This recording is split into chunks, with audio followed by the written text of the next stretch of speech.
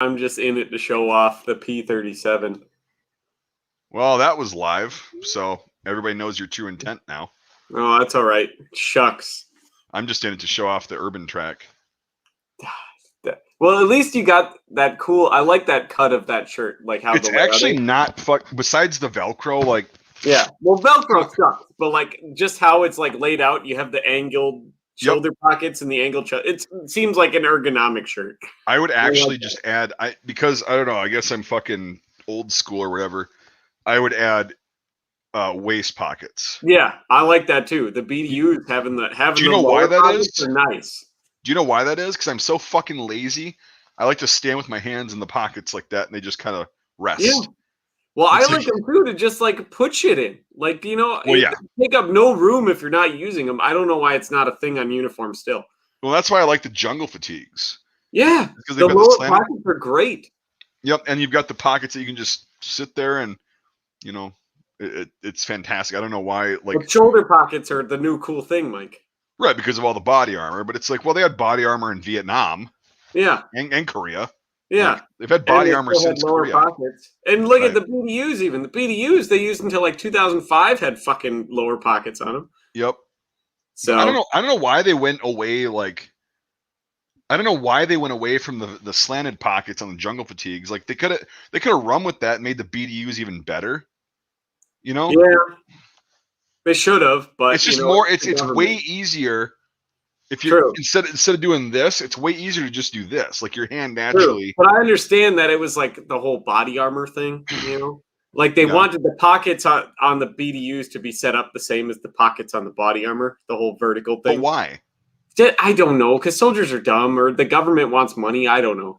But like I know they went for like the slanted pockets and stuff like that. Like the Vietnam pockets were set up so that you could reach through your body armor up here through the neck portion to get at the pockets. And then that's why the ATUs were so heavy, is you were supposed to be somehow a fucking contortionist and reach through the fucking armhole to get into your opposite chest pocket because somebody thought that was a great and undo Velcro instead of 2 buttons. Yeah, well, buttons, I keep telling people, I'm like, everyone's like, zippers and no, buttons. Just put buttons on everything. Buttons are easy to fix. Dude, you can one-hand them. It's so fucking easy. And it's, you know how easy it is to take a day or an afternoon and teach a fucking soldier how to stitch a fucking button on? Doesn't need to be pretty, but they can get it to be fucking on there. They used to.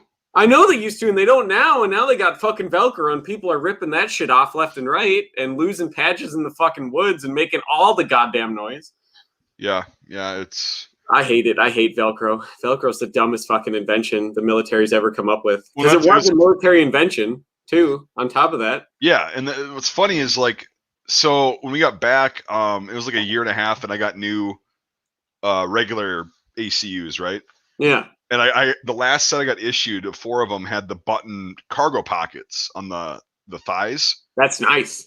Right, and I'm like, why the fuck wasn't this always the thing? Because, like, when we were deployed and shit, that Velcro, the little tiny Velcro patches, on the cargo pockets, that wears out, and they've got the retention, like the they got the bungee strap on them, but that doesn't also do shit. And those little 1-inch Velcro strips, they just after 10 uses, they're fucking shot. Dude, I lost a lot of shit from my cargo pockets, like running and stuff, because the Velcro just was so shot and whatever. And the Velcro, the buttons just don't wear out as quick either, but it's so much better.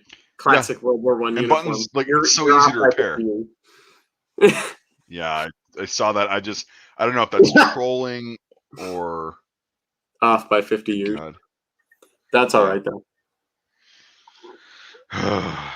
But I think the buttons, and they kind of have the OCPs. They kind of have went back to the whole like buttons thing, and I know they got the plastic zippers and shit like that now. Yep. And what did you even carry in your fucking shoulder pockets? Cigarettes. I was gonna say. And notebooks. Cigarettes. That's it. Notebook. Cigarette. Too. Yeah. Notebook, because you always had to have paper. There's nothing worth carrying in fucking shoulder pockets. Don't even put them on there. Cigarettes, notebook, and lighter, of course, with the cigarettes. Yeah. Notebook and tourniquets. We had those in our IFACs because they weren't doing the whole pocket thing at that point. Oh no, we had to have the fucking tourniquets in the pocket with the Yeah. little fucking red tab showing, you know. Yep, Whatever. they didn't start doing that until like the early 2010s. I was gonna say that probably would have been like 12, 13. Right. So yeah, we just had those in our IFACs, but yeah. But no, everyone was supposed to carry an extra ready access tourniquet, and they made special ones that would have a flap that would stick out of your pocket so you could just yank the fucker out if you needed it. Yep. And they were dumb as shit. And that's all that you carried in there. Yeah, that and smokes. That was it. Your goddamn lung darts. Yeah. And it's like I very oh actually no. So in the breast pockets I would carry my my ID card. That makes sense. And or orders in my back pants pocket because that's what you use it for. Focus camera. Don't be shit now. There we go. It's always shit. And no, sometimes it focuses on like the shine of the helmet, makes it focus weird. Yeah, I know. So just to be dumb. Mine's actually doing really well tonight. Like it's not as blurry as it usually is. I'm pretty. I know. Well, as your internet goes down, it gets blurrier. Yeah. It'll get there. Don't worry. It'll get there. I cannot wait to get Starlink. Oh my god. I know, right? And like I was saying, like I know it'll be shitty at first, but I have the hopes that those companies actually always try to improve. How funny would it be if the Starlink stuff went up and that fucking Tesla that he put in space hits the satellite that provides your internet and ruins it? You know that's going to happen. Yeah, I know it's going to happen now. I just willed it into existence. So, oh, Tom's sending me his thing tomorrow. All right. So you get some anthrax in the mail. Woo! That's exciting. I got my shots. We're fine. Those only last 6 months though. Slightly immune. No, I don't know. I got 3 out of 5 because they made me. I got all of them, but you're supposed to get them every 6 months. So yeah, booster shot. Well, that's good because they made me. I reacted to those really bad. I didn't, but I felt kind of slow after getting it for a few days. Like stuff just wasn't happening as fast. Like my reaction time wasn't as good and shit. Dude, it was those made me feel like fucking sick. Yeah. Like I had the flu for a day or two. Did you ever take the malaria meds too? Nope. No? I did. Nope. I don't know why nobody took the fucking malaria meds. I did. I don't want to get fucking malaria. There weren't a lot of mosquitoes in Iraq, really. There kind of is in Afghanistan, but depends on where you are. Probably more standing water. Yeah, well, like we were by standing water, but I think it was so petulant that even the mosquitoes couldn't breed in it. Yeah, fair. Fair. But no, I saw a couple mosquitoes while I was there. I never got bit. Yeah, it's pretty sure I never got bit. Where it's like so warm, kind of like down in the south where they're breeding all year, so they're more spread out too. Yeah, and yeah, it just wasn't a lot of water where we were at, and like even if there was, I don't know. Yeah, but still, nobody took their goddamn malaria meds because they were worried it was going to make their balls fall off or something. No, like if we would have been in like Vietnam or fucking part of Africa or some shit, if we would have deployed there, I would have taken the meds because malaria is a bitch. No, I took them because I was like, fuck. I had so many people that were like, they take, they give them to you and they just pretend to swallow them and they spit them out, I'm like, what the fuck's wrong with you? Do you know how bad malaria is? But also it's like, what are we actually taking? So I can get that. Like, oh, good. Yeah, that's the first thing the U.S. Army wants to do. Kill all of its soldiers. Great.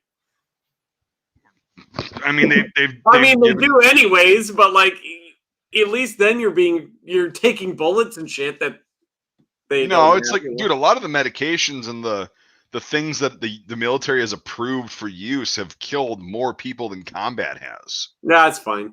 You know what I mean? Yeah. Well, and it's like, so I can understand why people would question it, but no, we didn't actually take pills. Yeah, it was weird. They didn't give us a lot of pills. We got all of our like immunizations and we got smallpox. So they did the thing where like the malaria pills. You had to take your malaria pills, and they were good for like 6 months. So, right. Which we never had to deal with. A bunch of guys like they had to do the smallpox vaccine, and I weaseled my way out of it because I'm like, at that time it was true, and I was like, I have acne really bad. I go my back, and they're like, well, yeah, we don't want to have if you have a skin condition, you're not going to get it. So I never got smallpox, and everybody that got it was feeling like shit for about a week. I mean, that was probably in the immunizations. Like, they gave us a huge round of them. I think I got like 13 or 14. No, you would remember the smallpox. The smallpox is very unique. It's the one where they I don't know how many injections it is or punctures it is, but they sit there and it's like they do this with a needle, and you get a scar, like a round scar. I don't think I got that. Yeah, no, and that's the thing is like a lot of the guys did, and because smallpox really doesn't exist here anymore because everybody But it does exist in other parts of the world, yeah. Right. Just but like polio, like that was a huge thing in Afghanistan. They were vaccinating people for polio all the time because it's actually still pretty bad there. Right, and that's what's pretty cool about like the U.S. is we have so many vaccinations that work to eradicate. And then here's the thing: is not everybody has to get vaccinated. You just have to get a certain percentage vaccinated, and then once it's gone, even if one person gets that polio doesn't come back because some of those anti-vaxxers really regretting it. Well, but here's the thing: is they're protected by the people who actually will get the vaccine that works. You know. True, but the people that actually get fucking polio and have to sit in an iron lung or something the rest of their life. Right. Well, now they can catch it and treat it earlier, from what I understand. Yeah, I mean, there's stuff you could do to prevent, keep it at bay for a long time. It's still that people forget about that shit. Like, no, polio was like that was a thing that they got finally killed off in the United States in the 60s. Yeah. Because it came in the early 50s too. It was like the late 40s to the early 50s was like a pandemic. Well, I mean, look at it. What's his face? Wheelchair guy that nobody likes. That narrows it down. Communist in chief, 30s. What's his name? Three terms. Oh, Roosevelt. Yeah, he had polio. Yeah, I'm aware. That guy. He didn't get it. He didn't get it as bad as a lot of other people did, but he still couldn't walk. Yeah, he was pretty fucked up. Yeah. Right. He didn't get like lungs shutting down. Right. Of polio because he was from a well-to-do family, and they. That's right. Money can buy you lots of stuff in America. Right, but like he's still like he could walk kind of barely, they could prop him up. He had like but it also hurt him really bad, and it's like that's why he just never. Yeah. So he'd only do it for speeches and crap. That's about it.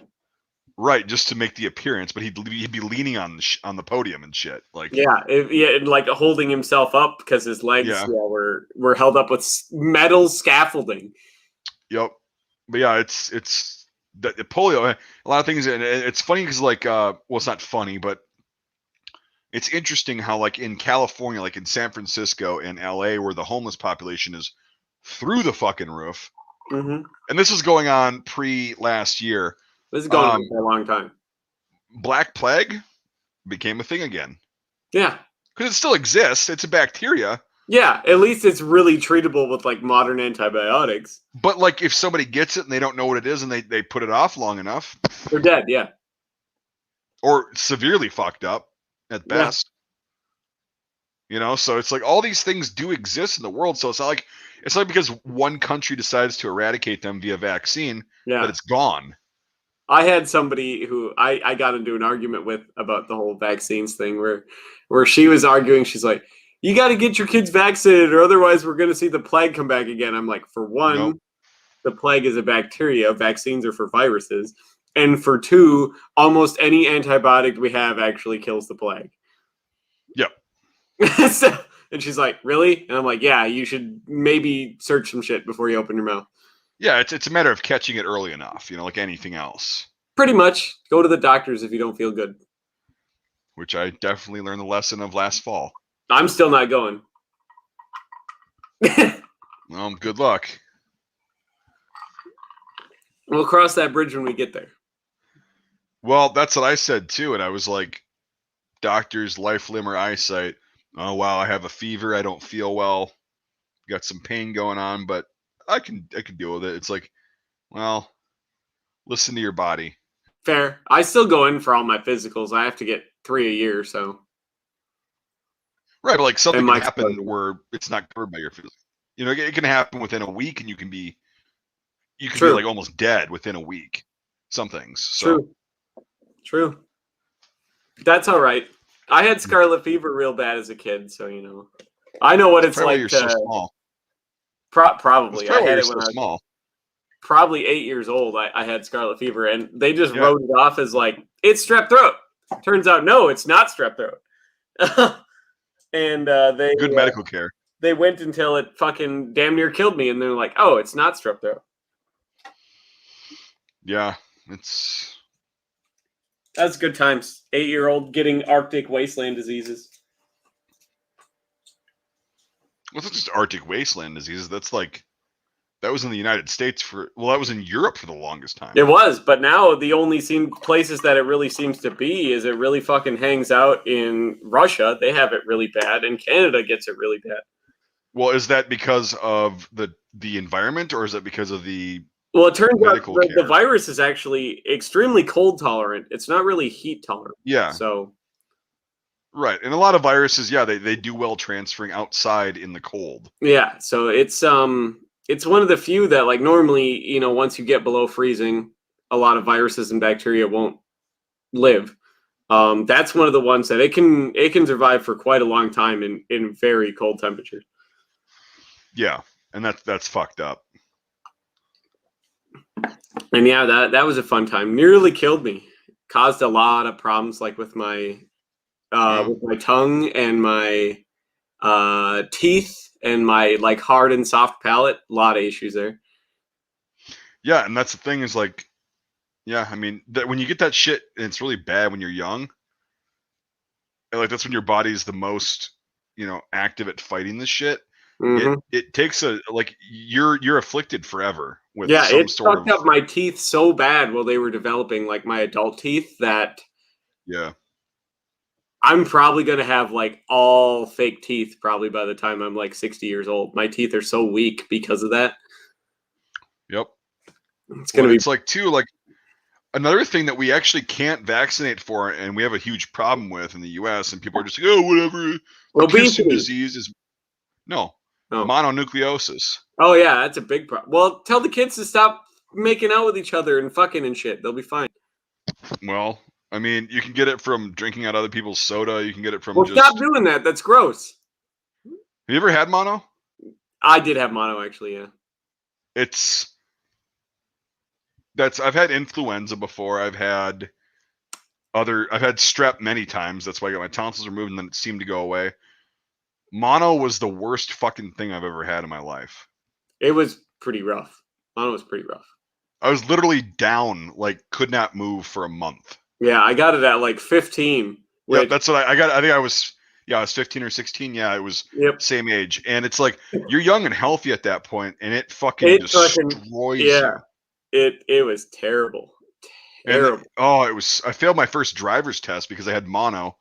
And I was coming out of it. I was like 3 weeks into it. Yeah. It lasts so long too. Was yours like 5-6 weeks too? Yeah.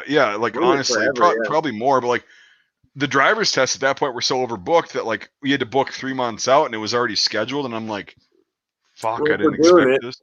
Yep. And so I ended up, we had to go, we traveled like an hour and a half north to Superior, and I was doing the driver's test, and I was doing all right, but I was still, like, just, you know, a zombie, right? Yeah. And we're doing the driver's test. I did everything I fucking brushed up on. And he's like, all right, take a left turn here. It's a 2-lane road with a turn lane in the middle, right? Yeah. In Superior. It's like their main street. Mm-hmm. I flipped on the left turn signal, and I just sat in the left lane, not the turn lane. Wow. And he's like, there's a semi coming up. Just go ahead and make your turn. And he was really calm, and I just, like, okay. So I made the turn, and he goes, okay. And then I see him writing, and I'm like, I thought about it at that point. It didn't really make sense, but I'm like, I think I did. Oh, fuck. So the rest of the driver's test, and he's like, I can't pass you because you tried to turn in the fucking lane. The turn lane. We almost got hit, and you can't. And I'm like, God damn it. I mean, but you were sick as shit, so I mean, the fact that you made it that far, I'd be pretty proud of. And that was the only thing I fucked up on, but it was a big thing. Like, to be fair, it was a big thing. Yeah, you know, I could understand him for not failing you, but, like, right? Because, like, hey, Kobe, stop. I get it. You're right, but, like, stop spamming. Honest to God, don't do that shit. Like, yes, subscribe to Devin K's channel. Don't fucking spam the chat. Just don't do that. Yeah, once or twice is probably more than fine, and not right next to each other. Or pace it out, yeah. Yeah. But so I get it, but I had it super, super, super fucking bad too, and I didn't want to do anything. But like, did you have to go to the doctor and they're like, well, kids get mono by like messing around and shit like that, you know? No, there was no judgment. It was just like, yeah, they did a saliva and blood test. They're like, yeah, you have mono. And so I got a note, and I was out of school for a few weeks. I was out of work for a few weeks. Yeah. And I had to physically go there and like give them the notes. And yeah. Like, oh, okay. And because work can't or my work at that point couldn't fire me for having mono with a doctor's note. Yeah. And the manager, like the store manager, was like, "Oh shit, you're gonna be gone a while." Yeah. Yeah, he's like, "Well, it's gonna suck, man, but try to get better." Yep. At least he was understanding about that. There's a lot of places and that so are was like, the school, yeah, like because it was. But yeah, mono was like that was something like I've never. Well, no, I have had, but like for the extended period of time where you're like so sick that you're in bed, you're bedridden because you can't move. Yeah. And you're tripping balls. That's the thing. Yeah, you're high as a fucking kite. Your body's so busy fighting bacteria that you're tripping. And it's not a bacteria. Mono's a virus. That's the problem. Oh, Mono's a virus. If it was a bacteria, it'd be easy to treat. But they haven't found a vaccine. They haven't found it. Right. They haven't found a treatment. So you just have to let it ride. Yeah. You just have to run it out. But it lasts for fucking ever. And it was like at that point, I was active. I was like up and doing things. And like I could not move. Yeah. But it's like, okay, so that still exists, right? That's still going on. Well, isn't that because it changes so much? Isn't it because mono just mutates so often? They just cannot for whatever reason. What? They would have made a vaccine of it then if it doesn't mutate so often. I don't think it does. Like again, I'm not a doctor or anything like that. Yeah, fair. I'm not a viral expert by any means. But from what I understand, like they just cannot figure out this particular virus. Weird. And it's sucks. Yeah. Having mono is worse than having corona. Well, dude, here's the thing: is like after mono, like I started having a lot of problems, like secondary problems, like the immune system wise. Like I got warts on my hand, which I hadn't had. I had one when I was a kid on my foot, but like it went away. Yeah. So I don't have them anymore, but like I ended up getting a bunch of warts on my hands. I'm like, what the fuck? I got psoriasis shortly thereafter. Fair, yeah. Well, I mean, it probably weakened your immune system so much that all this other stuff just shone through. Stuff that your body was and that might have been like that might have been where the celiac showed up too. Fair, yeah, it could have helped for sure. You know, and it's just like, so how many things are a result of mono? Just like this fucking. Everybody say, "Oh, it's a kissing disease," and that's it. They discount it. It's that's like, well, what my doctor did. My doctor's like, "So, who were you fooling around with that you got mono?" Because they're like, "That's how kids get it." And I'm like, "Fucking, I wasn't doing anything. I'm 15." So you know. Also, there's 40 people in my town. What the fuck do you think I'm doing? There's nobody. You know, there's nobody here. To be fair, I was making out with the girlfriend I was dating at the time. My first girlfriend. I wasn't doing anything, and I still got it. I probably just breathed wrong. But she said she never had it, though. Oh well, some people can just carry it, you know. Right, that's the thing. That's what I think. Or I could have just been like from sharing one of my friends, you know, sodas or whatever. Yeah. Who knows? Licking the doorknobs. Yeah, I get it. Licking doorknobs. Yeah. Looking but like no, I had it real bad, and then there was like this embarrassment, like interrogation of what have you been up to, kid? You know, as they're like shining the light on me. I'm like, fucking nothing. I'm just trying to get through my life like everyone else. Fuck. So gosh, good time. Yeah, and then being sick is fun. I don't like being sick. Yeah, me. I'd rather just use my vacation days like a regular adult. Right. Which I gotta do that. I gotta watch this fucking cat till like September though, end of August. Maybe. And so I could only take a couple days here and there. The cat can go 3 days max. If I do it and then I go do something, I have to be back on the third day to feed it. Yeah, well, cats are, they'll survive for a while, but yeah. For sure, but I don't want to be gone too long, but I got to watch this cat for like half a goddamn year. I'm committed. I don't have any sympathy for you. I know nobody does, but I'm committed. Committed. It's happening. Doing it. I'm watching this kitty cat. I like cats. I'm allergic, but I like cats. Yeah, well, I didn't used to like cats, and then they kind of grew on me. And no, I love cats. Cats are great because they don't. Their energy can be whatever, which I like. Kind of in tune with what everyone else is doing. Cat's energy is. And then I like how they are very kind of self-sufficient for the most part. I have to do like two things. Make sure there's food and scoop the shit every now and then. That's it. Yep. Yeah, and you can wait days to scoop the shit. Exactly. So, and if you dump enough fucking food on the ground, they're set, And like right now, the difference between a cat and a dog is there are no cats sitting in here scream whining because they're in a room because I have food on the counter. Yeah. I mean, well, to be fair, Cody's not a dog. He's a weasel horse. A whisker-beaked weasel horse. That's right. And so I don't know what their behavioral temperament is other than that one sample size. He is so fucking manipulative. He's needy. He's so fucking needy. He's needier needy, than like any other dog I've seen. He's just manipulative. Like, he is so fucking... It's like, why are you here? Well, I mean, that's your dog. I mean, I could leave him at the goddamn shelter. Could you? I wouldn't do that. This is you committed now. You're in. Yeah, but I'm... All right. Yes, I'm committed. Yes. So... But yeah, this fucking dog is... I'm used to having... I grew up with golden retrievers, okay? Yeah, they're smart as shit. And they're independent. Yeah. They like being around you, but they don't have to be around you. Yeah. This fucking thing is a Velcro dog. Yeah. And it's like, he's so fucking manipulative. So manipulative. It's fucked up. Yeah. He's like, oh, come in here, I'm the victim. I just got stabbed.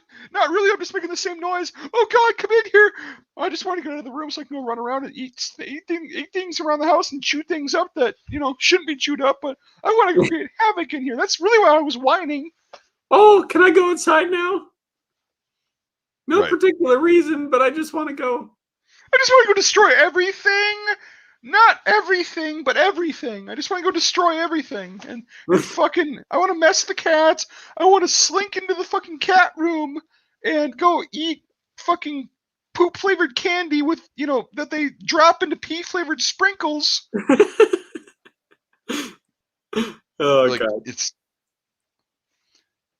No, this dog is manipulative as fuck. He's as manipulative as a cat, but he's got, like, the puppy, like, the ears... Yeah. And the goddamn, like, oh, I'm just a victim. Oh, God. Yeah, he's got those big bat ears. Yeah, exactly. And it's like, a lot of shit doesn't get to me, but it's like, really? Yeah. And I try to just, I'm like, nope, not going to fucking fly. Nope, not going to do it. And I always give in. And it's like, that makes me weak. And it makes me feel weak. You should have done like what I did. So, like, this is the part where I tell Harold, my fake houseplant, how awesome and well-behaved he is, and how he never causes any grief. I never have to worry about him or do anything. He's very well-behaved. Right, but the cool thing is like, whenever you bring up having a fake houseplant and naming it, then I'm like, oh, well, I'm not quite as mentally ill as I thought I was because I'm not talking about a fake houseplant. Harold is going to outlive all of us and possibly this planet. He's plastic. Plastic deteriorates, bud. Yeah, eventually. This is like 1980s plastic, though. So you've got 500 years versus 1,000. That's fair. He's going to be around a while. But still, like, I always feel better about myself when you talk about Harold because I'm like, oh, there it is. Like, okay, I'm actually not talking to a plastic plant. I don't talk to the plant. I just use it as an ironic thing when people complain about their kids or their pets or their family members. And I'm just like, this is what I got, and it's great. I don't have to deal with any of that shit. Kong's a cunt. Yeah, Kong is a cunt. Kong, you need to fuck off with the Wendigos. We should have never even brought that up. I know. He doesn't know. Here's the thing. People not from the north don't understand. about the Wendigos and how fucking bad they can be. It's fucking. I don't believe in Bigfoot. I think it's been gone for a long time. Bigfoot existed at some point. I get it. Wendigos, they could be just spirits. Everything's alive at some point. It could be a fucking deer. Yeah. It's walking around and causing people to fucking eat each other. Yeah, or a tree, here's the thing, they can't also be bad, but like it's that thing where like you go outside at night, and you've done it 1,000 times before, but for some reason you just have a bad vibe, Yeah. It could be that. But he doesn't understand. He's from fucking bumfuck the Northeast. Yeah, he doesn't get it.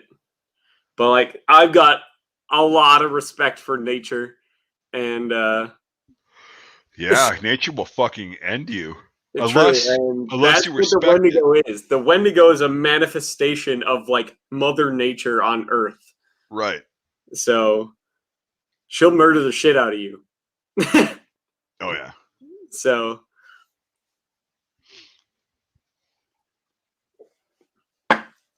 Christ, now he's on board. Everyone should be on board. You guys got to stop throwing your garbage out in the woods and stop throwing your cigarette butts around. No, look at the last super chat. That's what I mean by now he's on board. Yeah, be nice. Be nice to the fucking earth, so the Wendigos don't eat your fucking soul. That's what I honestly think. A lot of that is like, it was a lot of like Europeans coming over here and not really being in touch with nature. Yeah, and then they start going fucking crazy and eating each other. Right. So.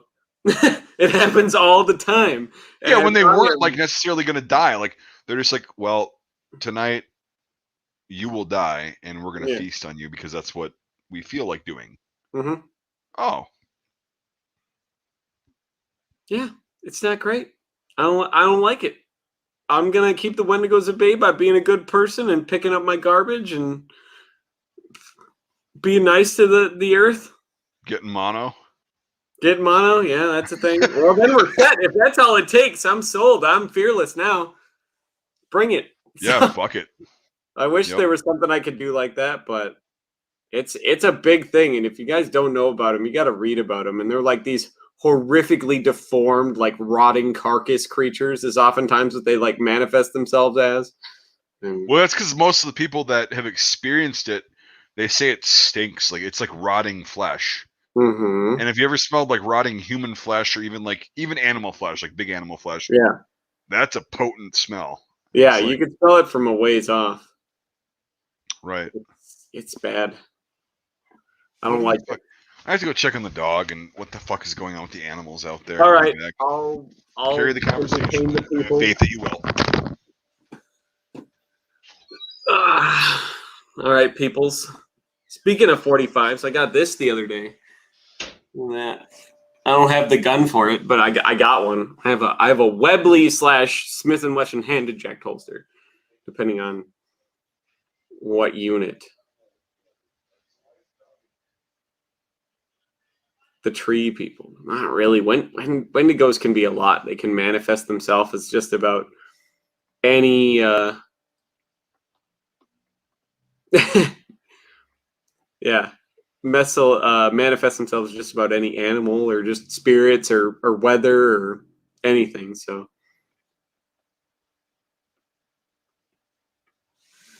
Pennsylvania is just third world. What do I reenact? I don't really reenact anything because I don't have a lot of time, unfortunately. But I used to do World War I Russian, and then I used to. I have a bunch of impressions, but I don't really reenact anything anymore. Unfortunately, I don't really have the time.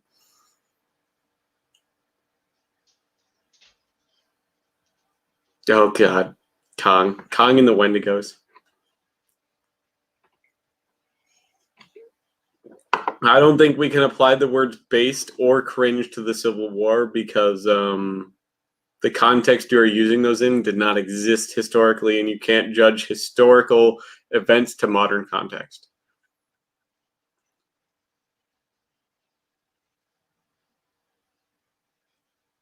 FAL parts kit. Duh. Best gun ever. Full-on battle rifle. I don't know. That'd be sweet if Rob from British Muzzleloaders could come on. I'm growing out the Kaiser Wilhelm for this. I just cut it back today so I could start getting the little tails on it. We're gonna have one hell of a mustache going before too long. It wouldn't surprise me, Dave. That's some pretty rough shit. It scares the shit out of you, Wendigos too. Spanish Civil War. What about it? It existed. What about it?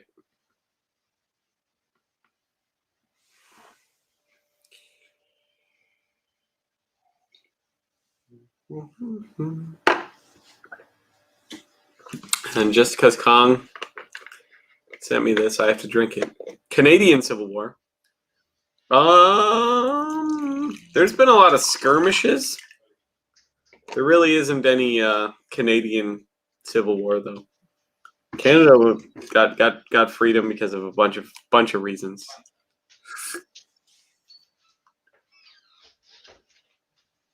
Go lay down.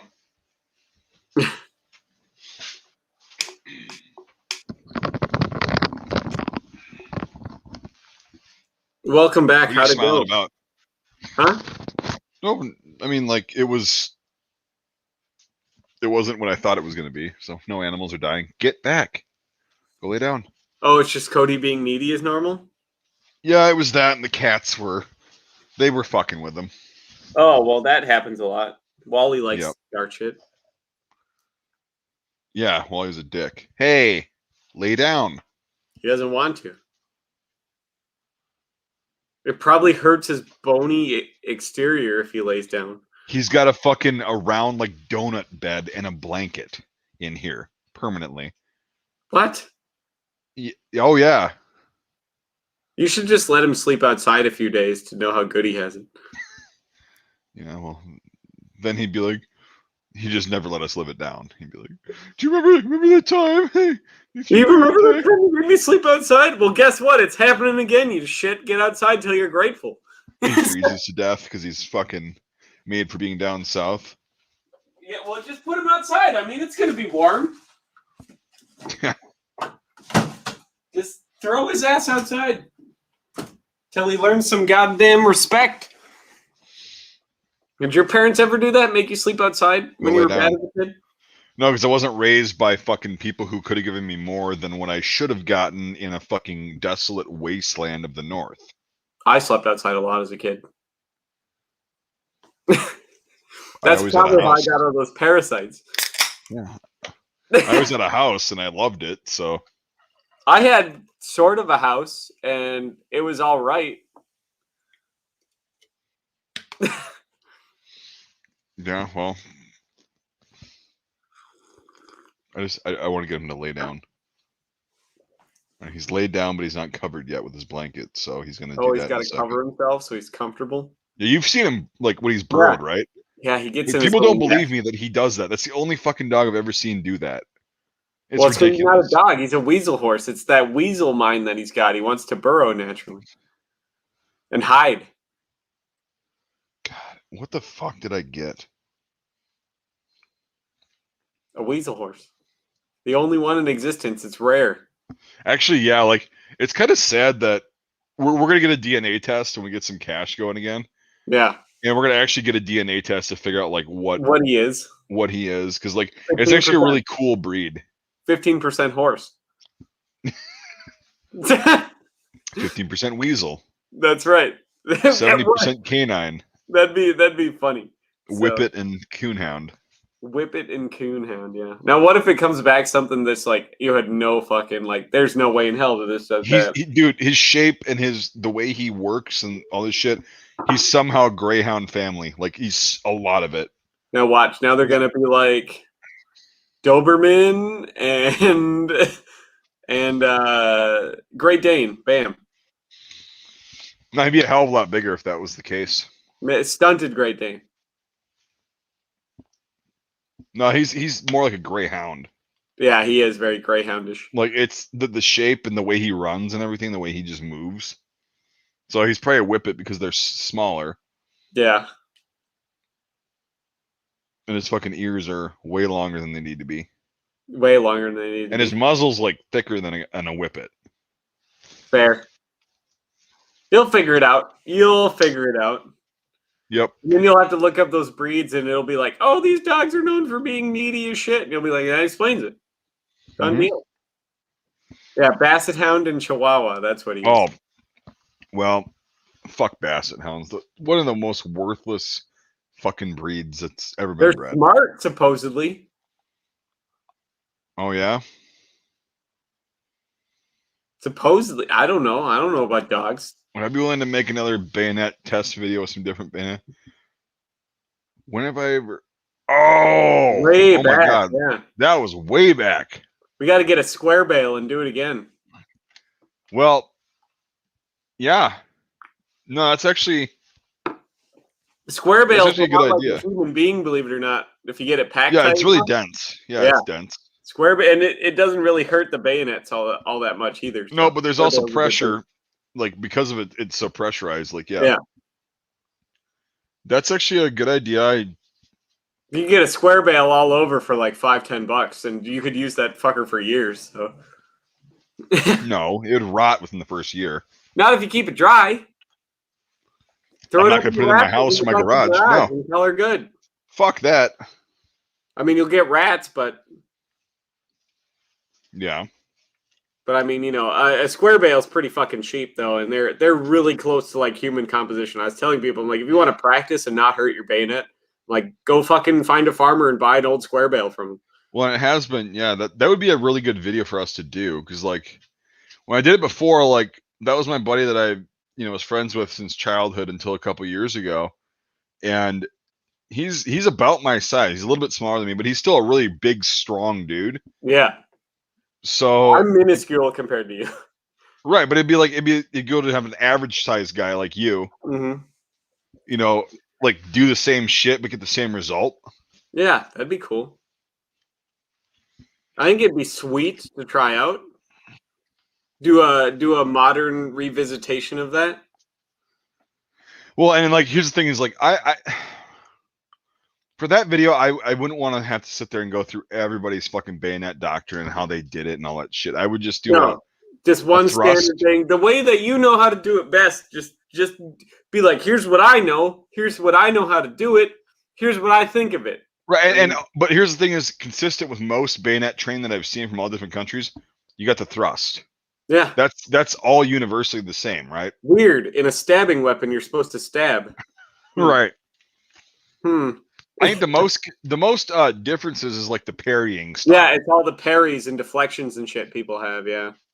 Yeah. No, but Ben, hey, thanks for the I'm actually gonna add that to the list right now. I have a list. Yeah, he told me that earlier to tell you that, but he came through and did it anyways, and we got $5 out of it. Yeah, so thank you. Well, we actually got $3.50 out of it. That's true. That's true. But it's still all good. It's money. Money's money. So bayonet. That's video. Yeah, here's an idea. Use Kong as a practice target. That wouldn't last long. Kong's too wily. It's just it wouldn't last long. Like it would be like. Yeah, you catch one Wurndl bayonet and you're done. Oh, that's right. Yeah, you bring your shit down. I forgot you had that. So yeah, we could. Oh, and I'd love to do like what would be really cool is at the time I made that other video, I didn't actually have a bayonet, or I had a bayonet. I just didn't have the spring mechanism for my Carcano Cav carbine. That'd be sweet. Right? Yeah, doing the Carcano one. That's a big hot thing right now. Is the Carcanos. Yep, and the Cav carbines, dude. I love that model because it's like. It's as close as a free floating barrel on a Carcano as you're gonna get. Yeah. And it's got an integrated bayonet. It's not separate. And that's pretty great. It's comfortable. Yeah, I mean that's actually a really effective little gun. True. I wouldn't want to have to fight bayonets with a guy who's got a full-length rifle and a bayonet, but well, actually, if you want to get into it, the full length, if you parry correctly. Yeah, it's going to throw them off more because because it weighs a lot. But also, the center of gravity.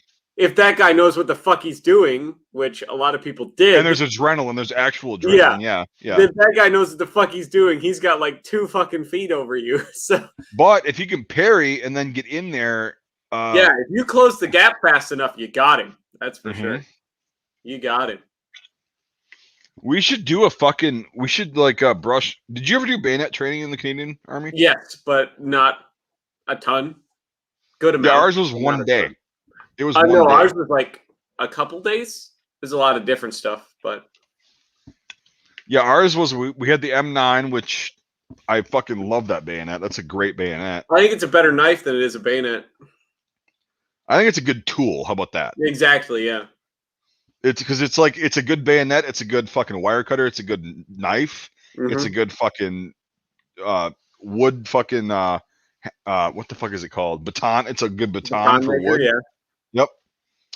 So I don't know. My whole thing with bayonets is like I want to have the longest, most reach possible. Well, statistically, that's going to help you win. Being able to poke the guy before he can poke you. So we'll let's break this down. So a longer rifle with a longer reach is good if the other guy has the same thing. Yeah. Right. Now, so it's kind of like the way my mind equates this, and this is totally anecdotal. This is not a fact. It's like me being a bigger guy and going against somebody that's like 5'4" and really fucking fast, lean, mean, and fast. Okay. Sure, he's faster than me, and I'm unwieldy, and I'm like not as fast and whatever because I have to recover more from like hits and all that stuff. But if I do make contact, that longer weapon with the fucking bayonet on it is going to do a lot of damage. Yeah, because you have the leverage. Okay. Yeah. Well, also you have the reach. Like, so your percentage and chances of winning that go up just because you have more reach. Right, and that's you have more room for error than this guy with this tiny gun and a shorter guy who has the same. Well, that was the whole concept, like in the late 19th century with the that's why everybody went into World War I with a fucking 52-inch rifle and a 12-inch bayonet. You know, right. So, and that's also why towards the end they were like, well, maybe length isn't everything. So they got shorter bayonets. Yeah. And because they realized that at some point it gets so unwieldy that if you make contact, you're good, but it's making contact that is the problem. That's what I face like as a bigger guy. Yeah. Fighting smaller guys is like, they're gonna fuck me up, they're gonna hurt me. I'm relying completely on making that one contact. Yeah. Whereas they're relying on making the multiple contacts and getting in and weaseling around and all that shit. Yeah. Well, I mean, in the end, if you're fighting in a huge, like line battle with bayonets, the second you fucking stab a guy or miss, you're done. That's your one chance, basically. Exactly. That's so fucked up. No matter what happens, you miss or you do make contact, this is it. You got this. Some other guy could run up from the side and there's nothing you can do about it. Right. And that's so fucked up. The bayonet is actually, a lot of people like to rely on, all this personal training and stuff like that, but it's really a numbers game. You got to have more guys with more bayonets to work. The whole thing with the bayonet was to replace the fucking pikeman.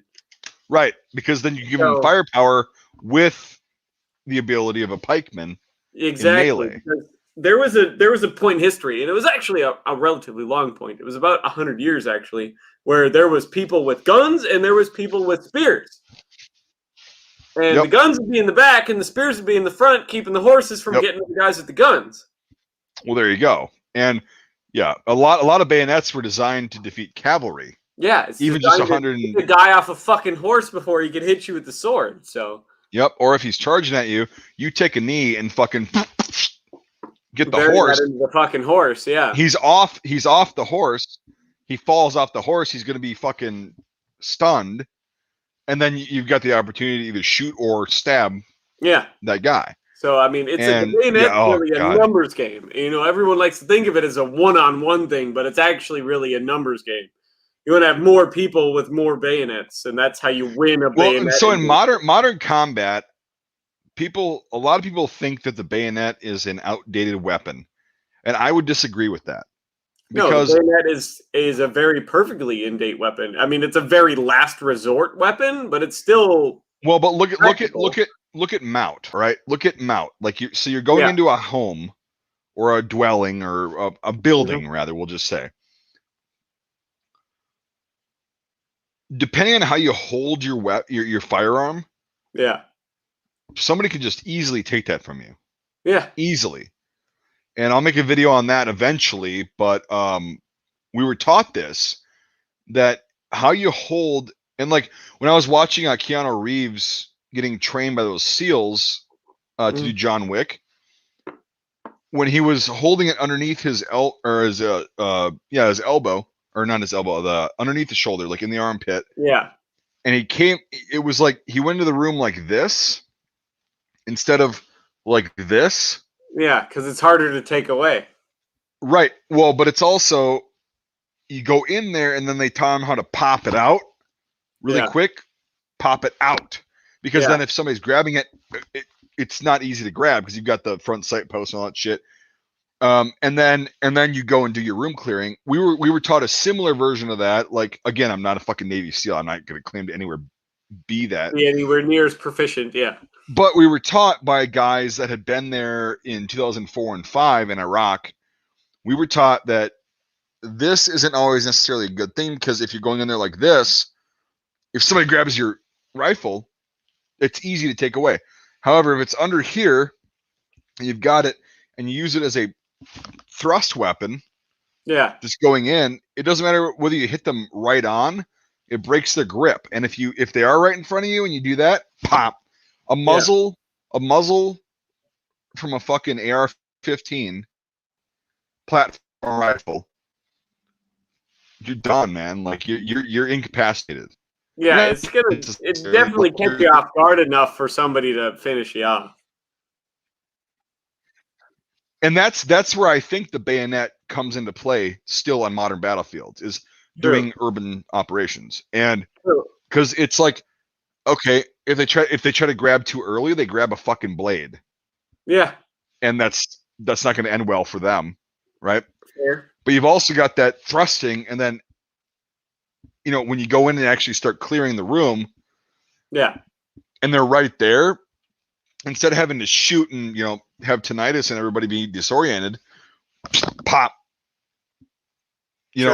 And it's like that's just my personal opinion and like whatever. I think the bayonet's still a viable weapon, because soldiers need to open MREs and they need a knife to do that. They need to clip wires and they need a knife to do that. Right, but like this is assuming that like soldiers have another knife, like that's not a bayonet. Yeah, I mean, I understand, and here's the thing that a lot of people don't seem to realize about the bayonet: putting a bayonet on a rifle ups the ante. Well, yeah, it's a whole fear thing.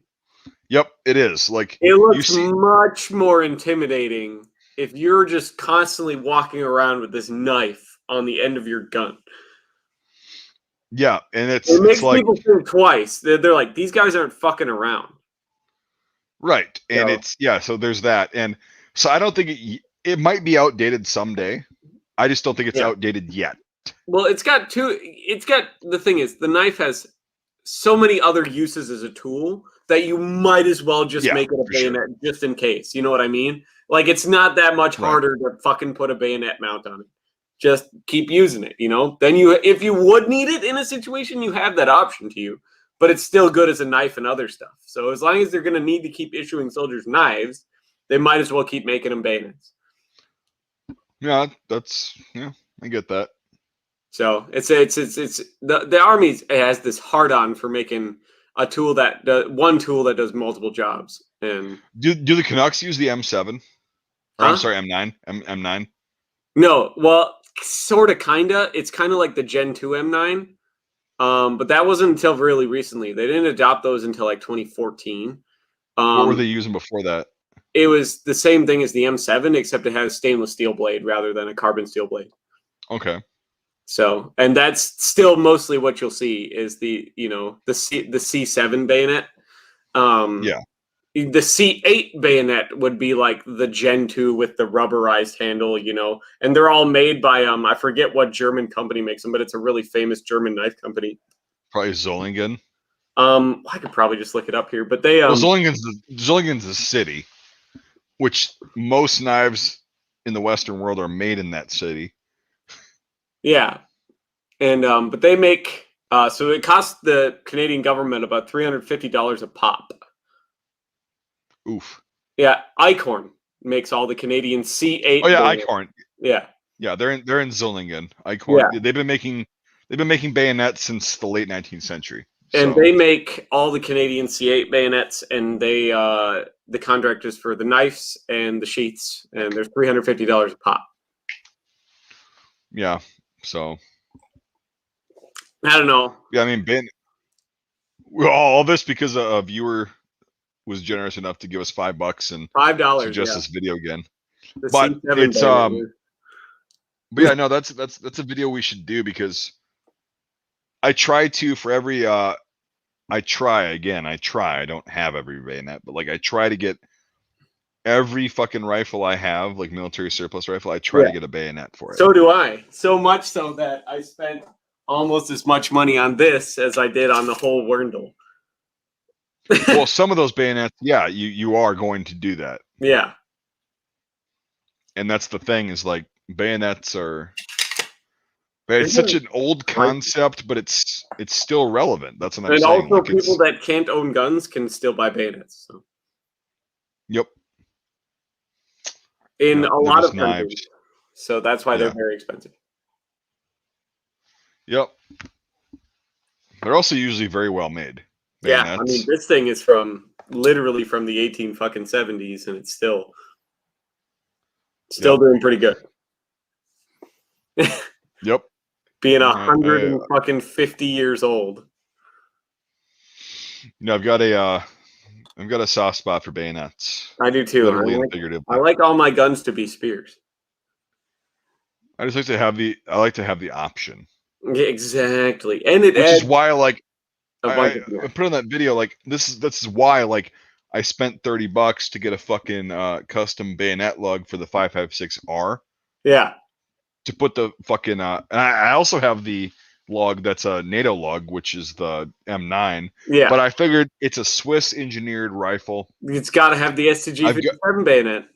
Yep. And when it's on there, man, it looks badass. Well, the STG-57 bayonet is like probably one of the better designed bayonets. Oh, well, yeah, the Swiss, they make good blades. Yeah, they make good just about everything. They fucking know what they're doing. Right, and that's the thing is like everybody's like Swiss Army knives, like the actual ones. Yeah. And it's like, well, yeah, that's because it's good steel, it's good quality control, it's effective, it's strong, and go to the bayonets, like that same thing. Yeah, well, the people that make the bayonets are also making the fucking Swiss Army knives. Right. So, but like, yeah, the STG-57 bayonet though, it's like. It's longer than a lot of bayonets, but it doesn't feel like it because it's got a lot of finesse to it, and the grip's very nice. Yep. And it's got a really nice design blade. Can't go wrong. Anyone's thoughts on the interior? Yeah, the Marine Corps. It's not a wire cutter. It's not a. You were cutting out real bad there, so you're gonna have to repeat everything. Yep, you just cut out. All right, so the OKC-30, OKC-3S, I've made videos on that. That is a great bayonet. It's also it's a better fighting knife. It's basically like the Marine Corps was like, we want a K-bar that we can throw on our fucking rifles. The downside of that is it's not a K-bar with bayonet attachment. Well, they did. That's the OKC. Yeah, like that's what it is because like it's not a wire cutter. It's not a fucking multi-tool. It's not a whatever. It's just a straight up fucking combat knife that's got a bayonet lug. Yeah, it's heavily built. Like it's a great bayonet. Yeah. And I think that's honestly what a bayonet should be nowadays. It should be like a fighting knife that just also can be on your rifle. Well, that's the thing about the M9, but that also has other applications, like with the scabbard and everything. The wire cutters, because you have the same one I do. I have one of the nice Frobus ones. Yeah, the stainless blade. That's what we use in basic. Like that's what we had. Like we did one iteration. Like they were teaching us how to parry. One iteration with the scabbards on, and then all of a sudden it's like, all right, take the scabbards off, and then it gets real, and you're looking at the guy that you're in basic with, and you're like, oh fuck, like this is okay. Let's not fuck this up. Nobody gets hurt. And then we did that, and man, I wish. Well, we got bayonets for bayonet training, and then they took them away just for those like 2 days. Oh yeah, same. Like in basic, we had them for that one. Was it 1 or 2 days? And then after that, we did pugil sticks.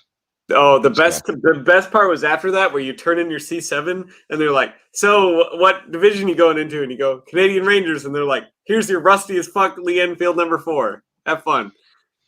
So, wouldn't know. It's a good time, and they're like, here's this nice 1944. Take it. Bam. It's the round your grandfather killed the Nazis with. Yeah. Stormed the Normandy beaches and fought in Holland and northern France. Well, unfortunately, there were no number 4s at Normandy. They were worried about no. They literally went out of their way to issue SMLEs to everybody at Normandy because they thought the sights were going to be better. I've got original pictures and videos that say otherwise. Yep, first wave did not get number 4s though. Second wave got number 4s, but all of the actual first wave people got SMLEs. That's fucking retarded. Yeah, because for some reason they thought that the tangent sights were going to be better than the flip ups. So battle sight versus Pete battle sight. Well, they wanted the soldiers to have that fine adjustment range that like worm dial on the SMLE had because they thought they were going to need it. Turns out they didn't, but they still went out of their way to give SMLEs to everybody in the first wave. Huh. Yeah, I know, and it was like the dumbest fact ever. And I was like, I don't know about you, but I'm like, I'd rather have a fucking number 4. So, yeah. But no, they literally that was a thing. They were like they went out of their way to give everybody in the first waves. Also, there was no pattern 37 battle dress, no pattern 37 equipment in the first wave. It was all the assault vests. Well, yeah, a lot of the Americans got that too, and that was a British thing. Yeah, well, they wanted to make pattern 37 equipment that wasn't as restrictive. That was the whole point of the assault vest. So, and that's why they were used throughout the war after Normandy, right? After the invasion. Well, a lot of times they weren't as durable, so they would tear. And what's what I mean? Like, so those assault vests, like made famous by Saving Private Ryan, right? Yeah. Dude, the guys ditched those and went back to the fucking, like the U.S. guys went back to the fucking 1920s. Yeah. I get it, but Jesus. But like the first wave, Canadians, the British, and the Americans, they all got those fucking fancy assault vests, and all the British they sucked. SMLEs, which is granted a platform they all would have been familiar with, because the number 4 had only been out for basically in any numbers for a year at that point. A couple years, yeah. Yep. So because they came out adopted finally in 42, and then they finally start making their way to troops, 6 months later. And so everyone had an SMLE and they were all wearing those terrible fucking assault vests. And here's the thing, the Canadians even made their own assault vests, but the British wouldn't let the Canadians use the Canadians assault vests. They had to use British assault vests. Well, yeah, I mean, if they got one over on the Americans, like the Canadians aren't going to stand a chance. Pretty much, but like it's just the funny little things you start reading about that. But I was like, that would have fucking sucked. I'm like, I would much rather have this because you know how much fucking easier this is to take off than one of those assault vests. Right, and like here's the thing too is like, it's insane to think like anything could be worse than the fucking 1923/36 U.S. gear. Yeah. It's really insane to think about that, right? Yeah. Because that's such an antiquated system coming from. Oh my God, it's 1910. Yeah. And so the fact that they actually were willing to more willing to just ditch the vests and go back to that shit says a lot about the quality.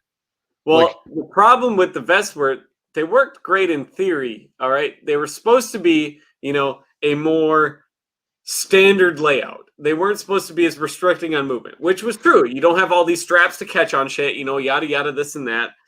And they came in a wider range of sizes, and you were supposed to have a size that was relatively loose on you to be able to have more movement and stuff. Thing that sucks, though, is when they get wet, they're heavier. A lot more canvas.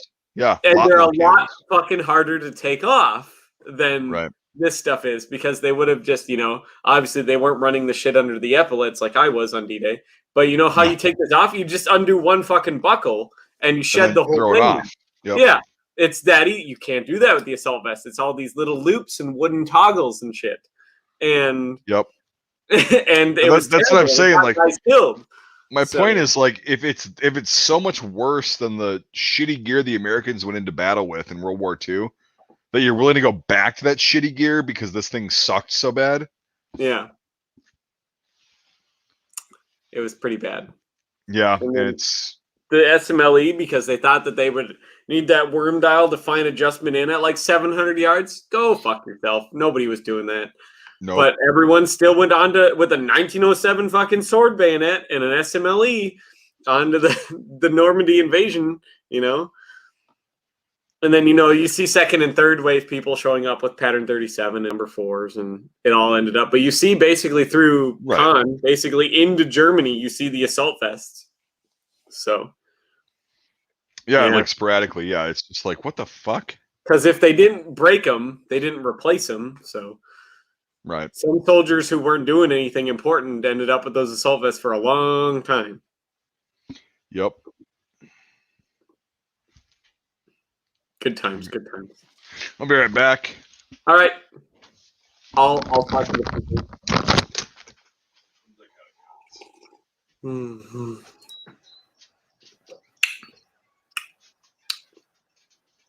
Welcome back, peoples. Time for one-on-one time with Papa Devon here.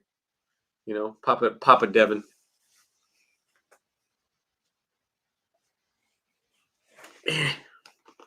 Somebody wanted to know what pack I have on my pattern 37. Well, it's just the small haversack. That's how they would have had it in the Korean War. This is what I currently got. As far as pattern 37 goes. Well, to be fair, a lot of people stole a lot of World War I German stuff. To be fair, mid-20s. Do I have a favorite helmet at the moment? I have favorite helmets for different reasons. You're gonna need to. Obviously, I have a favorite kind of more modern helmet. I have a favorite kind of Gen 1 composite helmet. I have a favorite helmet for World War II and World War I. They're all different. So I don't have one favorite helmet overall because they all do different stuff. They were all designed for different purposes. So I don't have a Webley for that holster, and it would be more correct to see a Canadian with a Smith & Wesson hand eject Model 2 than it would be to see a Webley. Hello, Logan. That's right, the pattern 37. I'm putting it together for the Korean War set. It's going to happen. Korean War set. Got my nice pattern 49 battle dress. I even went so far as I have the right shirt on underneath. The Airtex tropical shirt.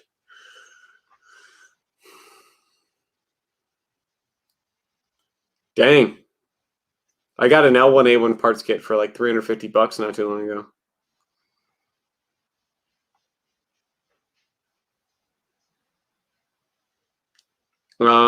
Do a country and an impression that you're really into, historically. That's what I would say. So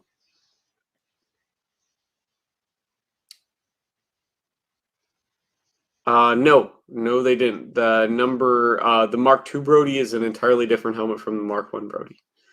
So, anti-tank rifles were a good idea for World War I, obsolete after that. Favorite ancient helmet? It's probably the... Ooh, that's a good one. Forget what the name of it is. I'm having a hard time remembering the city-state that came up with, like, what's the standard, like, Greek helmet with, like, the little nose cover and the big mandibles that come down. God, what is the name? The Corinthian helmet. It's probably my favorite ancient helmet.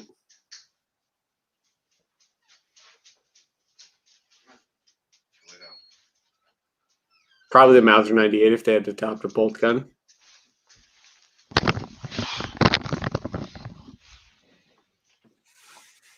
Welcome.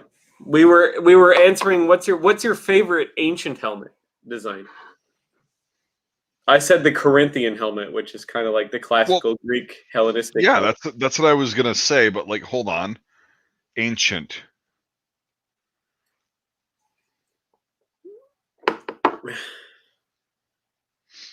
The first caveman to put an animal skull on his head. That's cute, but no, I'm just wondering, like, yeah, I was gonna say, like, before you said that, I was just looking up, like, not looking at the conversation, like, yeah, the Corinthian helmet was probably one of the most effective. True. You do know that they didn't actually like pull the Corinthian helmet down over their faces. They just wore it on top of their heads, but it had like the little face things on it. You're talking about the one that's got the mandible protectors and then the thing that The comes little down. nose piece. Yeah, they didn't actually wear those over their head. They wore them on top of their head with the little face thing. That was just a cool design to have. The movies actually get that wrong a lot. They don't actually pull them down like over their face. They wore it as just like a helmet on top of their head. And it was all like cocked back and stuff. Because that was just the style back in the day. They didn't actually like pull it down over their head, which is weird. So yeah, see, I don't know anything about that. Huh? I don't know anything about that shit because I haven't looked. It blew my fucking mind that people were doing that, and they're like, it was way too small to like fit over the human like face like that. They're like, it was designed to be worn like pulled up so that the face would be like up here, part of the helmet, and it was supposed to be just worn on top of your head. And they're like, that was just a stylistic thing. Yeah, because of their battle formations and shit. Yeah, that would make sense. Yeah, and I was like, what? Why would they put the like face in the little like eye holes and shit? And they're like, no, if you pulled that down over your head, for one, it wouldn't fit, but like stuff wouldn't line up either. And I'm like, okay. Interesting. Yeah, and I was like, I didn't know that. And then some guy who's like an expert on ancient armor is like, yeah, they wore this on top of their heads. They just thought they were being cool as fuck. So he's an expert, but like, what evidence is like? Because I know evidence is like. Well, they took a bunch of dimensions, and like I said, they said it was too small to pull down over your head, and they have right. If it was big enough to pull over your head, it would just wobble, right? Yeah, and also like. No, like if you pulled it down like over your head would have to be like 40% smaller. Like to wear it like how it looks like it's designed to be worn. But what I mean is like if they were designing it to like fit over your head, it would be so fucking big and wide. Yeah, it would exactly. And they didn't do that. So they wore them just like on top of their head, but with that face mask, they looked like it would come down over your head, but it was never designed to. Huh. Yeah, and I'm like, why? Why would they put that in there? And they're like, it was just a cool design thing to have, I guess. That was like being a badass, you know, and like turning your hat to the side in the 90s. That was like the helmet version of that. Yeah. So. Yeah. Again, that's way out of my area of fucking knowledge. So. Yeah, I don't know really anything about that, but I remember watching that because I like helmets and I like all helmets, and the Corinthians were like blah blah blah. So, but here's the thing: it's not just that one. They have a lot of Corinthian helmets, and they're all that way. They're all designed to be worn on top of the head, not over. Well, I know they flare out a lot. And that makes sense. Yeah. Yeah. So. But yeah, it's. I thought it was weird. I'm like, what's the fucking point in putting the like face thing on it? Then they're like, I thought it was cool. Yeah, that plays into a lot of shit. Like, especially medieval helmets, it's like there's no point to have that at all, yeah. But they still put it on there. Well, the one cool helmet that I like out of all the medieval shit from like the 5th century on, is the actual like British archer helmets. The Soleil. Yeah, the Soleil. It was fucking massively overhead protective.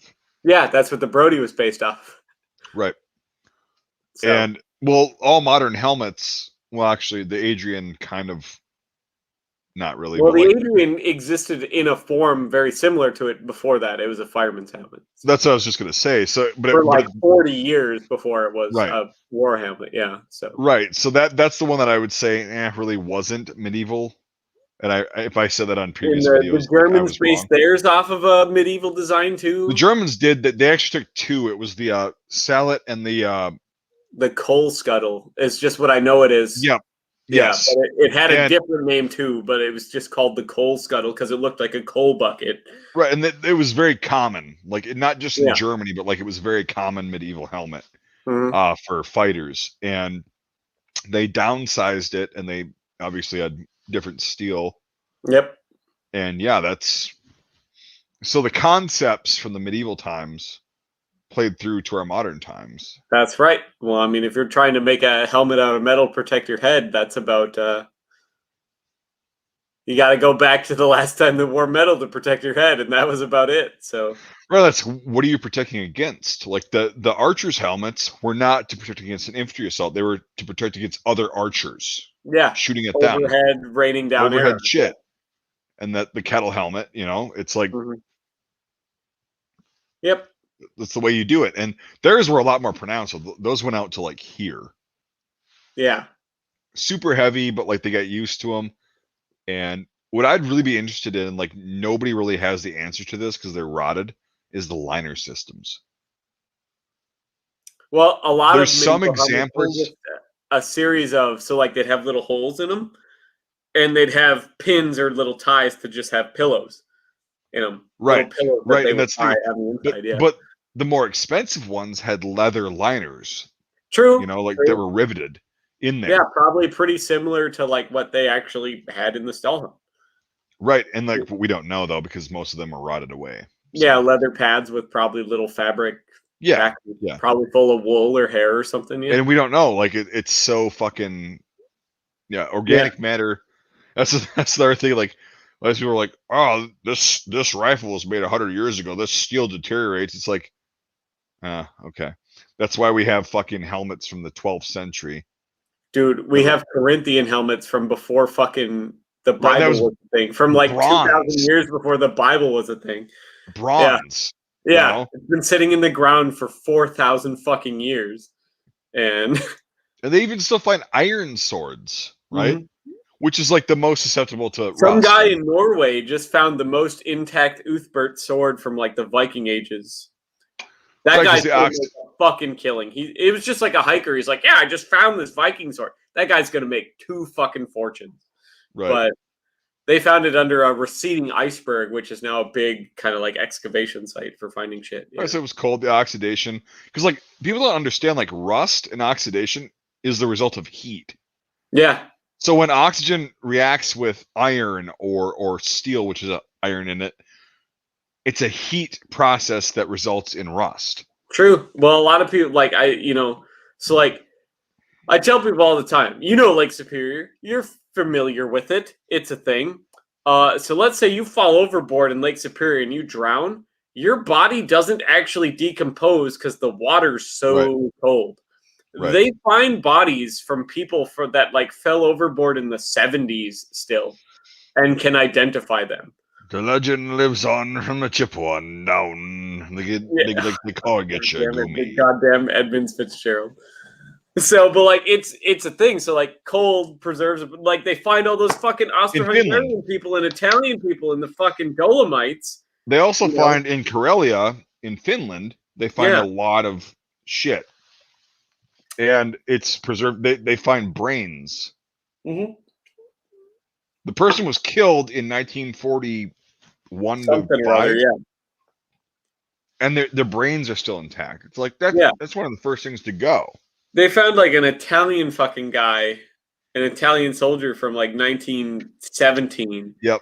Underneath this receding iceberg, and it looked like he died like a week ago.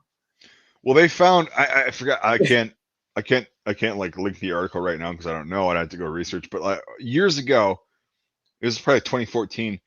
They literally found an Austro-Hungarian position in the Dolomites that was covered with a glacier. Like those pictures that I share in the groups and all that shit. Yeah. It was covered in a glacier, and they found these dugouts. And when it thaws, they walk into it, and there's still newspapers with the exact date. And there's still like ammo that's perfectly preserved, and there's pictures, bodies. Candles, the bodies they found, uniform, people that had their jackets hung up that looked like it was just hung up, you know. And the bodies they found and the uniforms they were wearing were so preserved, it was fucking insane. So cold really does like it hinders a lot of decomposition. Yeah, that it does. It's some weird stuff. But that's how we get a lot of our information. There's a lot of shit that's frozen that we keep, that we find. That's our best chance of knowing what happened back then. So. Yeah, and that's, it's good, it's bad, because it's like those guys suffered and died. I think, honestly, a lot of them just had it. Yeah. Well, I mean, you look at all those Austro-Hungarians going to fight in the mountains in cardboard and wicker boots, An avalanche caves you in. Yep, avalanche caves you in. You done. Die, and it's like, but you're also like perfectly preserved. Dude, that'd be a cool way to go, I think. Why not? Yeah, I guess, drowning / asphyxiating, I guess it's a good way to go. Yeah, apparently. I mean, that's what I hear. It's pretty painless, pretty quick. I don't want to try it out, but like, yeah. I mean, if I had to choose something, that'd be pretty good. Burning to death, that's something I don't want to do. Well, depending on how you do it, it can be quick, but it can also, like, there was, oh my God. So back in the early days of the internet. Early days of the internet. Like, here we go. Back to the early days of the internet. No. There was a dude, or that's been many people, but there was a dude that I recall who worked in a hospital, and he worked the autoclave, right? Yeah. The giant, like, room-sized sterilization, and they package the shit, like the tools, to reuse them and all that shit. Yeah. Well, he got stuck in there, and there was no, like, this is way back. The actual thing probably happened like 20 years ago or 30 years ago. But there's a thing that, like, he couldn't get out, and he was steamed to death. Oh, well, I suppose to heat that room up to probably boiling almost to. No, we're talking like over 1,000 degrees. What? With steam. An autoclave? Oh yeah. No, I thought you. Well, I mean, you only need to get to like 180 degrees to kill bacteria. Nope. In an autoclave, they do it a lot hotter, so it's like completely fucking sterile, and then they package it while it's still cooling off, and then it seals it hermetically. Yeah. Bam. He got caught in there, and there was a puddle left. Ish. His bones and everything. Like, when you can disintegrate bones with steam, that's hot. Yeah, I don't want to do that. Yeah, no. No, I'm good. I don't like fire. Fire's not cool. No, it's not. It's not at all. But yeah, no. So like the Dolomite shit, like they're still finding, and people call them grave robbers, and I'm like, well, actually, it's going to do more good to preserve that history and like put it in the museum and like research it. Yeah, it would just. Well, I mean, at least a lot of the people that they kind of know where these places are. So they have people up there that are watching these recede, like people that go up there and they do get all the corpses and they do get all the shit.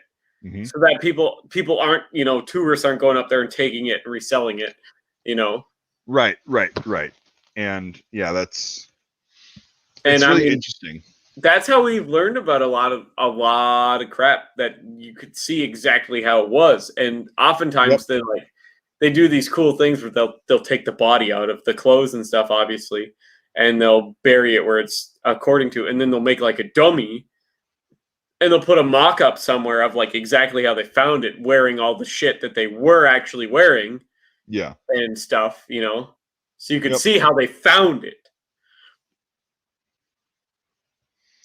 Yeah, it's very interesting. Very. I mean, I'd like to go hiking through the Dolomites and find something cool. That'd be cool. I wouldn't. I'd probably just leave it there, to be honest. I mean, nothing like important cool, but if I found like an 8x50 shell casing, I'd be like, that's pretty neat. Right. So I'm not being like, oh, look at this full-on Austro-Hungarian officer corpse. I'll just take that home with me, you know? No. I get that, but like it's. But if I found like an 8x50 shell casing, or like a 6.5 by 52 shell casing, I'd be like, oh, that's fucking cool, you know? Yep. So. Fuck you, Kong. Yeah. Ban him. No. Right, banned. Fuckity banned. Yeah. You're done. Oh god. Good old Kong. Well, speaking of that, good stream. It's about that time. Yeah, I'm gonna go on Discord for a bit and talk to these degenerates that support me on Patreon. All right. I probably won't join you. I'm going to bed. Yeah, that's fine. Yeah, I gotta go to bed. So, excellent. But maybe Friday I'll stop by if we're gonna talk about stuff. So yeah, I've been going on Discord a lot more lately.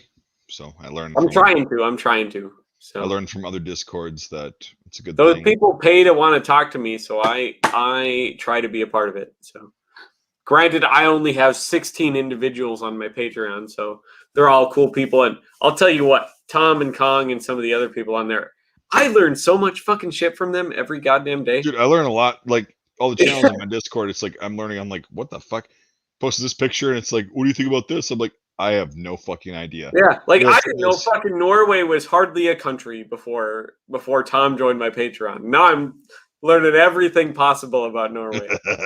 So I'm like, Norway's. I didn't expect Norway to be one of the 5 countries that has their shit together. J'aime for Norway.